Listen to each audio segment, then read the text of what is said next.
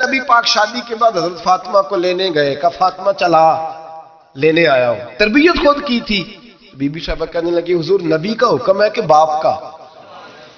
نبی کا حکم نام ماننا کفر ہے، نبی کا حکم کہ باپ کا، حضور نے فرمایا باپ کا۔ کہنے لگی محبوبہ بیٹھ جائیں، جب تک علی نہیں آئیں گے میں کوئی نہیں جاؤں گی۔ آپ کی تربیت کا نتیجہ ہے، میں کیسے چلی جاؤں جب تک شیر خدا نہیں آتے۔ کچی زمین پر یوں اللہ کے رسول طامت سمیٹ کے بیٹھ گئے، دیر کے بعد حضرت علی آئے، ماتھے پہ شکن نہیں، ایک دفعہ نہیں حضور نے کہا کہ میرے گھر میں پلا ہے۔ جناب علی تو کچھ سالوں کے تھے جب حضور کے در اقدس پہ آ گئے، یہ نہیں اللہ کے رسول نے فرمایا کہ میرے گھر میں پلا ہے، میرا غلام ہے، ساری زندگی میرا دستر نگر رہا ہے، کیسے بول سکتا ہے، کوئی لفظ نہیں کہے۔ فرمایا تو ٹھیک کہتی ہے، شیر خدا آئے تو میرے کریم رسول نے فرمایا علی اگر تو اجازت دے تو میں فاطمہ کو لے جاؤں؟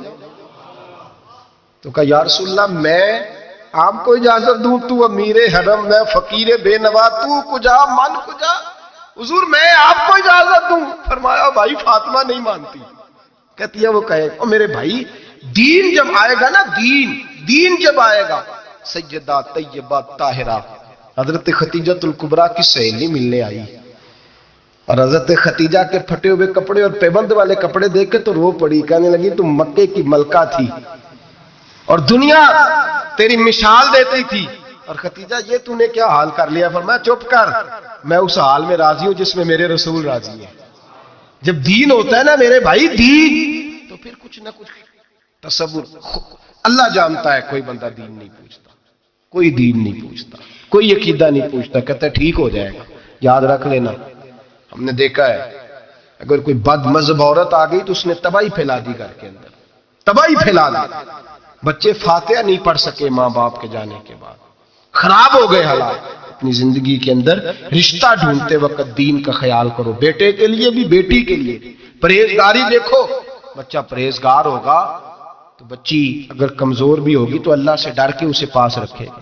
تو میرے حبیب نے فرمایا جو بی بی جتنا گھر کے اندر رہے گی، جتنا گھر کے اندر رہے گی، جتنا گھر کے اندر رہے گی، اتنا ہی وہ اپنے رب کے قریب ہوتی جائے گی، اتنا ہی اللہ کا قرب پاتی جائے گی، اتنا ہی رب کریم کی ولیہ ہوتی جائے گی، اتنا ہی اللہ تبارک و تعالیٰ اسے اپنی قرب کی منازل طے فرمائیں گے۔ جتنی وہ گھر کے اندر رہے گی اتنی اللہ کے قریب رہے گی، اور جتنی سج دھج کے باہر نکلے گی، جتنی صبرے گی، اتنی وہ اللہ سے دور ہوتی جائے گی۔ جتنے قدم اس کے گھر سے دور نکلیں گے اتنے ہی قدم اس کے اللہ کے قرب سے دور ہوتے جائے گے، اتنے ہی قدم۔ مائیں تمہاری دعائیں قبول ہوں گی، میری ماؤں تب قبول ہوں گی جب تم گھر میں رہو گی۔ بیٹیوں رب کریم کا قرب اس وقت نصیب ہوگا جب تم گھر کے اندر رہو گی۔ میں کہتا ہوں اب شادیاں نہیں ہوتی، تجارتیں ہوتی ہیں، کاروبار ہوتے ہیں۔ اب لوگ کہتے ہیں چلو یہ بھی ساتھ آ جائے گا، یہ بھی، اس بھٹی میں نہ جھونکو، یہ زندگی کا فیصلہ ہے۔ اور اس کے بعد گھر اس لیے ٹوٹتا ہے کہ ہم ان کی مذہبی شرعی تربیت نہیں کر پاتے۔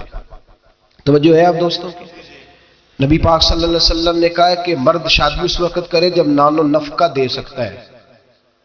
کیا لفظ ہے جی؟ نانو، وہ کیا ہوتا ہے؟ ضروریات۔ اس میں پارک میں جانا شامل نہیں، اس میں پارک میں جانا شامل نہیں، اس میں 4-5 دن کے لیے مری کی رہائش شامل نہیں، اس پیکج میں وہ شامل نہیں، یاد رکھیں۔ یہ بھی ٹریننگ دیں۔ ابا جی آگے کہتے ہیں، ابا جی، بچی کے ابا جی کہتے ہیں پتر بالا نو کدی کدی لے جایا کر، خدا کا خوف کرے۔ نانو نفقہ اور چیز ہے، ہاں وہ مرد کی طاقت کے مطابق ہے نانو نفقہ شریعت نے کہا، لیکن نانو نفقے سے مراد میرے نبی پاک صلی اللہ علیہ وسلم نے فرمایا جو خود کھائے وہ بیوی کو کھلائے، جو خود پہنے وہ بیوی کو۔ فرمایا تو اپنے گھر والوں پہ آسانی کر، اگر تو صاحب حیثیت ہے تو انہیں اچھا خرچ دے، کوئی حرج نہیں۔ فرمایا اگر تو بال بچوں کو بھی کھلائے گا تو اللہ تجھے صدقے کا ہی ثواب عطا فرمائے گا، لیکن اس کے اندر جو ڈیمانڈز ہیں، جو مطالبات ہیں، جو روز بروز بڑھتی ہوئی خواہشات ہیں، جو طرح طرح کے مسائل ہیں، اس کے اندر یہ شامل نہیں ہے کہ اگر بچی کی جو ہے وہ شادی ہوگی رشتہ داروں میں تو وہاں بھی 2 لاکھ اس میں نان نفقے میں شامل ہے، یہ کوئی شامل نہیں، وہ اس کی حیثیت کے مطابق سلامی ہے۔ ہم لوگوں نے بچوں کو یہ سمجھایا ہی نہیں تم نے اپنے گھر کے اندر گزارا کرنا ہے، جس طرح کے بھی حالات ہو تم نے اپنے گھر کے اندر رہنا ہے، وہاں رہ کے تم نے اپنا وقت گزارنا ہے نا بچے کو۔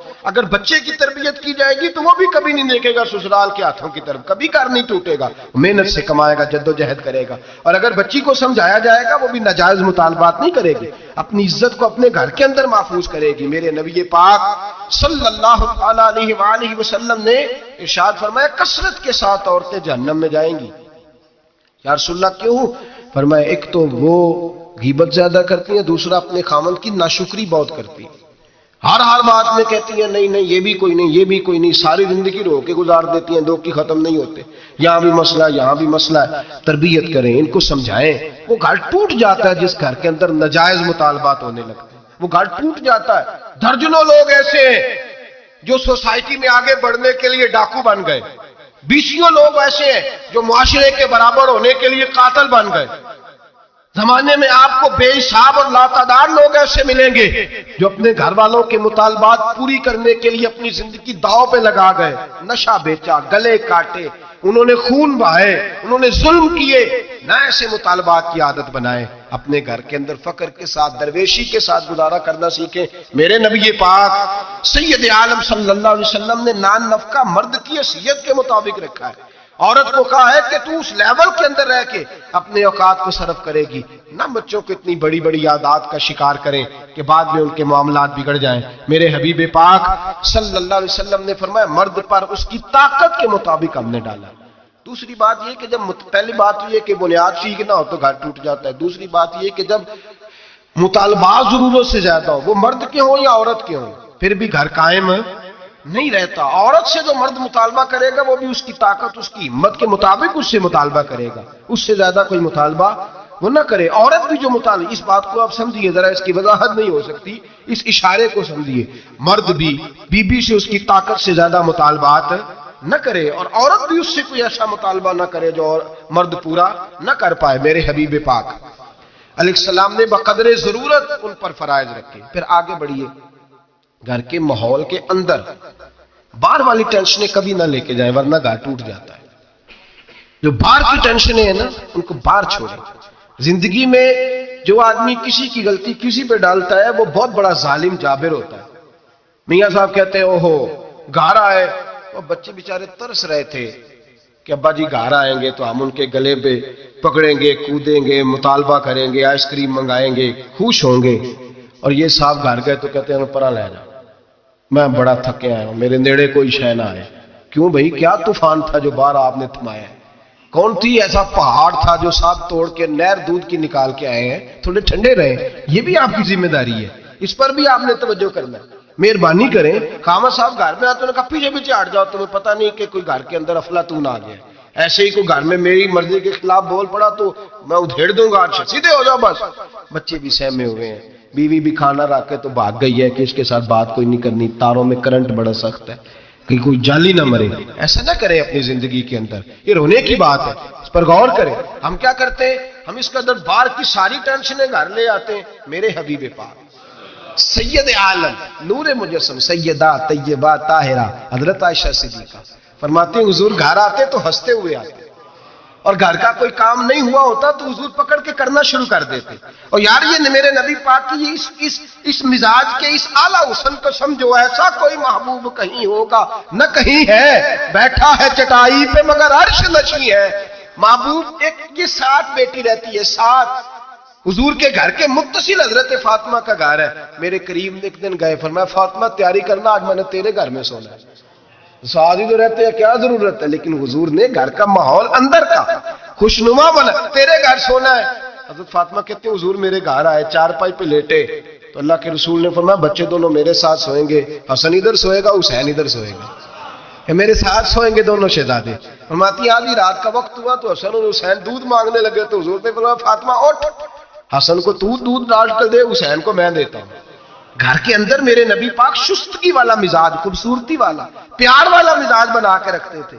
اور بی بی صاحبہ بھی، میں نے مرد کی بات پہلے کر لی ہے، بیویاں ناراض نہ ہو جائیں، پہلے خاوند کی بات کی ہے جو کوتاہی پائی جاتی ہے۔ اب بی بی صاحبہ بھی، اللہ کرے وہ ساس بیچاری بوڑھی عورت تھی، بیمار تھی، کسی تلخی میں اس نے کوئی بات کر دی تو اب وہ گھر آیا تو خامن نے آ کے پوچھا روٹی، انہوں نے کہا میرے کو نہیں پک رہی.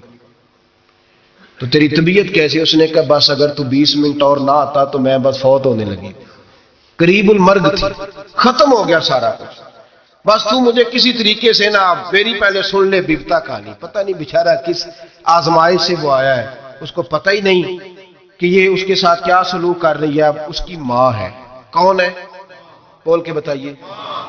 مائیں بدلی جا سکتی ہیں، باپ. تو کس کی شکایت کر رہی ہے؟ یہ پتہ ہی نہیں تو کس کی بات کر رہی ہے. اب اس نے ساری سٹوری، اس نے کہا یہ ہو گیا، اور پھر آنسو بھی اللہ نے ایکسٹرا دیے ہوتے ہیں، تو وہ فوری طور پر وہ سیلے رواں بہنا شروع ہو گیا. اب وہ طوفان ہے کہ تھمتا ہی نہیں، دریا ہے کہ رکتا ہی نہیں. اب شکوے جب سے آئی مر گئی تیرے گھر میں. اب وہ بیچارہ، وہ اکبر اللہ آبادی کہتے ہیں جب بھی کی بی بی نے ان سے اسکول ہی کی بات کی، یہ نہ بتلایا کہاں رکھی ہے روٹی رات کی.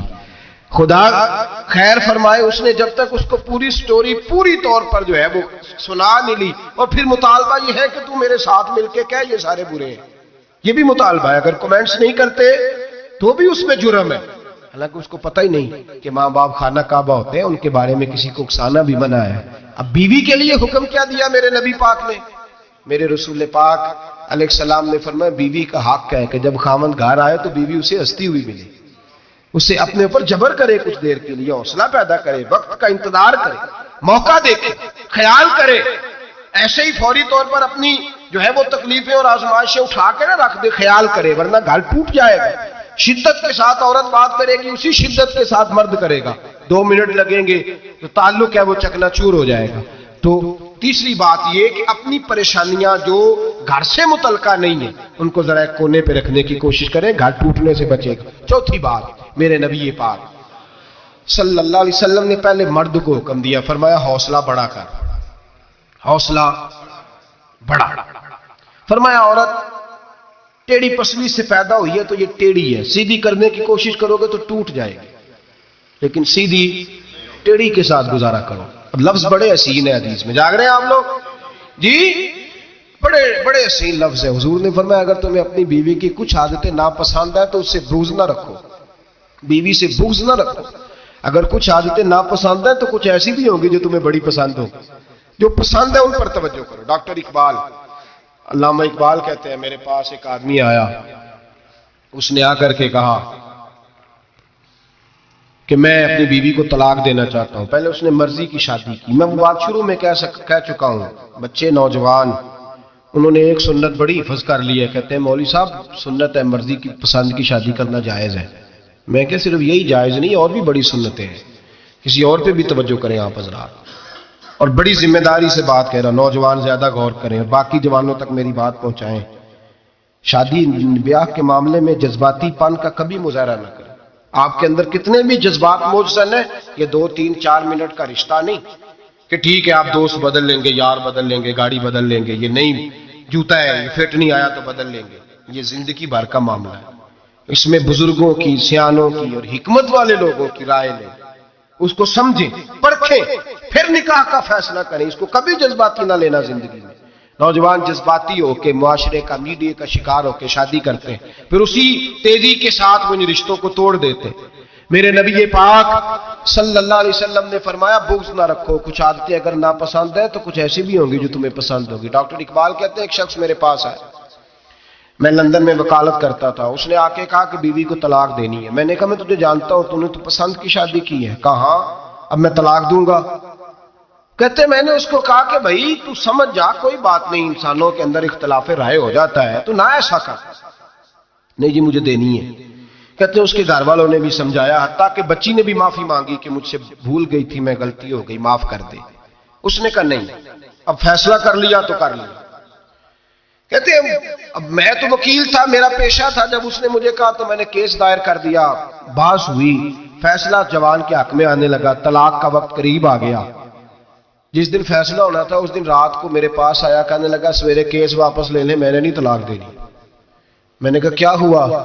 کہنے لگے اقبال یار عجیب بات ہوئی ہے، مسلمانوں کے رسول کی ایک حدیث پڑھ لی ہے، نبی پاک علیہ السلام کا ایک فرمان پڑھ لیا ہے. کہا وہ کیا؟ کہا حضور نے فرمایا اگر تمہیں اپنی بیوی کی بہت ساری عادتیں ناپسند ہو، ادھر دیکھو جو پسند ہے. تو وہ کہنے لگا یہ حدیث پڑھ کے میں نے غور کیا ہے، یورپ کے اس گندے معاشرے میں رہتی ہوئی میری بیوی اس برے معاشرے میں رہتی ہوئی بد خلق ہے، بد اخلاق ہے، کام کاج نہیں کرتی، ساری چیزیں ہیں، لیکن جہاں اجازت ہے 18 سال کے بعد عورت اپنی مرضی سے جس کو مرضی لڑکے کو دوست بنا سکتی ہے، لیکن اس کا سوائے میرے کسی اور کے ساتھ کوئی تعلق نہیں۔ تو اس گندے معاشرے میں یہ اس کی عادت کتنی پاکیزہ ہے کہ سوائے میرے کسی اور طرف نہیں دیکھتی۔ حضور کی اس حدیث نے مجھے اس کی اس اچھی عادت پر مائل کر دیا ہے۔ اقبال کہنے لگے اچھا اب میرے نبی نے تجھے مائل کیا ہے تو میں نہیں سویرے تیرا کیس واپس لوں گا۔ تم کیوں نہیں لے گا؟ کہنے لگے پہلے کلمہ پڑھ میرے رسول کا مسلمان ہو جا، پہلے کلمہ پڑھ نبی پاک کا جنہوں نے تیرا گھر ٹوٹنے سے بچایا ہے۔ تو میرے بھائی مرد حوصلہ کرے، دلیری کرے، اگر وہ کہے نا کہ میں صاحب بہت بڑا ایسا ہوں تو میں بہرحال یہ ٹیڑھی لکڑی ہے اس کو سیدھا کرنے کی کوشش کرے گا تو ٹوٹ جائے گی۔ حوصلے کے ساتھ، دانائی کے ساتھ، حکمت کے ساتھ مرد زیادہ حوصلہ کرے گا، معاف کرے گا، بار بار معاف کرے گا تو گھر بچے گا۔